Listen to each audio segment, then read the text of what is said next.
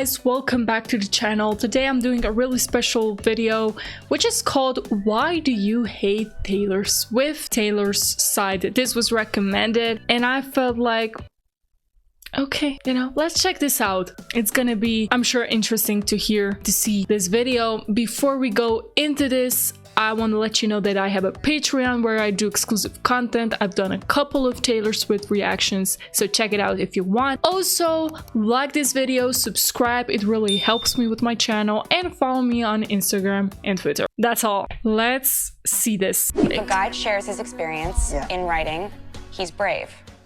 If a woman shares her experience in writing, she's oversharing and she's over emotional, or she might be crazy, or watch out, she'll write a song about you. Yeah, well, there is that. But that joke is so old, and it's coming from a place of such sexism. I think that as far as songwriting goes, I already have to pause, but that is so true. And the fact that this is still a thing nowadays is disappointing, but she was always right. And she was the person who really spoke about that, as I've come to learn, so. Coming from a place of such sexism. I think that as far as songwriting goes, I've been essentially opening up my diary for the world to read since I was 16. So that's an interesting kind of vulnerability to have when you are telling your life story and revealing your life narrative and all the feelings you had about those things happening to you to people who are going to understand it and see your side of it and kind of see, look at what you're saying and say, I get that, I feel that too. But you're also revealing your life and your true emotions to people who just kind of want to take you down and make fun of you. If you make the joke first and you make the joke better, then it's kind of like it's not as funny when other people call you a name. But how do you feel when people say that you write about boyfriends?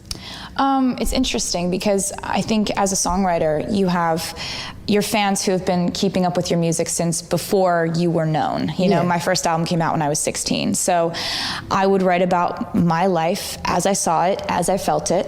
And then what happens is as you get more successful, which you're lucky if that happens, you have more and more people paying attention to what you're doing. And you've been doing it the same way your entire career as a songwriter, but all of a sudden the perspective has changed. And they use kind of you writing songs about your life as a way to play detective. And for me, I have a really strict personal policy that I never name names. And so anybody saying that a song is about a specific person is purely speculating. And they're going to do that, but the most important thing for me is maintaining artistic integrity, which means as a songwriter, I still continue to write about my life. I could very well water it down and I could just say like, the sky is blue and now we're dancing and we're in a club and it's great. But I just don't think I love that song.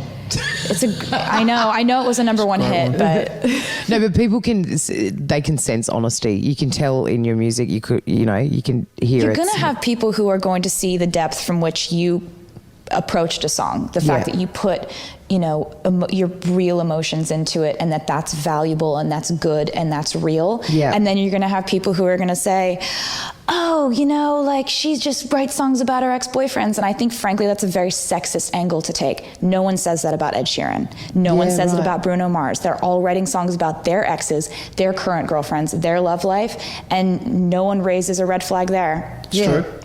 Yeah, it's done with a wink. And what's fun. Yeah, I love how she's assertive in what she says and how confident she is. I said that already a couple of times, that she's a really well-spoken person and it's just a delight to listen to her and how she words things. She's so right in everything she says. And those people, who are like that, whatever. No one raises a red flag there. True. Yeah, it's done with a wink. And what's fun about music is that, things that you can write kind of as a joke, a little bit like with a little humor in them, most people get it. Like most people get that like Shake It Off is a funny, like it's funny. Like I'm not actually rapping seriously in that song. Like it's done with like. I got it. Exactly. Like, but some people are like, oh my God, why is she trying to be a rapper? You're like, you don't get it. come on. They're like, she looks super awkward dancing in this video. It's like, oh my God. It's like, you can't read comments. To give you people heat for holding a cat a certain Were people actually thinking she was trying to rap? way on the streets of New York. That cat loves being held like that. I know, but you can't do anything with Wait, what? Comments. to give you people heat for holding a cat a certain way on the streets of New York. That cat loves being held like that. I know, but you can't do anything without somebody at some point on some web thread saying, well, the cat doesn't, this isn't right for the cat to be out like that. It's like the cat doesn't. The cat Oh my loves God. it. The cat, here's the thing. Is that Olivia? Yeah, that's Olivia. Olivia. Yeah, you're right, exactly. When everything that you It's do not is normal, yeah. debated upon, Yeah. scrutinized, questioned, everybody They're under the feels entitled microscope. to ask you why you did everything. Yeah. There are days Ugh, where I feel sucks. really okay with that, honestly. Yeah.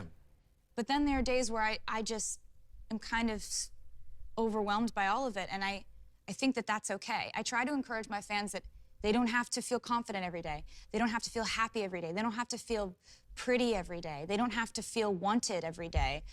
That they shouldn't put added extra pressure on themselves to feel happy when they're not. Yeah. You know, I think being honest with yourself emotionally is really important. We don't live just in a celebrity takedown culture. We live in a takedown culture. People will find anything about you and twist it to where it's weird or wrong or annoying or strange or bad. You have to not only live your life in spite of people who don't understand you, you have to have more fun than they do. If you learn to laugh at certain things and not take everything so seriously, if something hurts your feelings, that's valid, and you're allowed to let that happen. But I just kind of like, yeah, I do dance awkwardly, and I'm having more fun than you. At the end of the day, you just have to try to find a way to stay sane. Yeah. Like there's a balance to it all, and I have bad days where I focus on it, and I feel like there's nothing that I do that's right, and no matter how hard I try, you're gonna have people that just can't find one good thing about you. But focusing on those people is the quickest way to lead an unhappy life. So on one hand, I'm very aware of who I actually am, but I'm also very aware of what people are saying about me. And I think in order to be prepared, you have to know those two things. Well, it always comes from a place of storytelling. It's like everything she says, I just want to pause and discuss and debate about it. And, but it's like, I would have to pause every 10 seconds, I guess. So. Those two things. Well, it always comes from a place of storytelling. Like I always want to write from a place of kind of like a diary. And even if I'm making a pop album, I'm not ever gonna make a pop album that's just like gonna go to the club and dance, you know, like, and not have really much of a reason for writing that particular song. Like I don't ever want people to be like, oh, like, the beat of that song is kind of cool and like I can dance to it, but like I don't really know what it's about, or I don't know what she wrote that about. There's always, I think coming from Nashville, there's always going to be an element of storytelling in what I do, even if it's pop music, even if it makes you want to dance. I also want it to kind of make you think too. Yeah, that's the power of music. It's wonderful. It's interesting to hear that, because that's exactly what I was saying in my 9089 reaction. I'm not gonna repeat it, but I said something like that. I think when people say that they like to. Yeah, that's the power of music. It's wonderful. I think when people say that they like one of your albums, like when people told me that like Red was their favorite album I'd done, I didn't take that as, so I should make that again.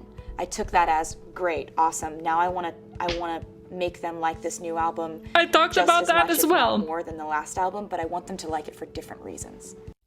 As far as just kind of actual real life accomplishments, I think my connection with my fans and the fact that they care about lyrics and things like that, I think that's what I'm most proud of. Oh, that was amazing. And she's also so quick and witty with her answers, she doesn't stutter, she doesn't like and I said how different 1989 feels from Red. It still feels like Taylor, but so different. So she like reinvents And that's also why she's so successful. One of the many reasons, of course. I love that. I love hearing her thoughts, her responses, because she's a very intelligent woman. And yeah, like I said, it's really amazing just to hear her. And that's her side. Yeah, that's Taylor's side. And anyone who's like hating on her or just has these prejudices about her should watch this video. Should at least try to understand, but you know, a lot of people don't want to understand, or you know, whatever. But yeah, glad to check this out. Leave your thoughts, your comments, and see you in the next one. Peace.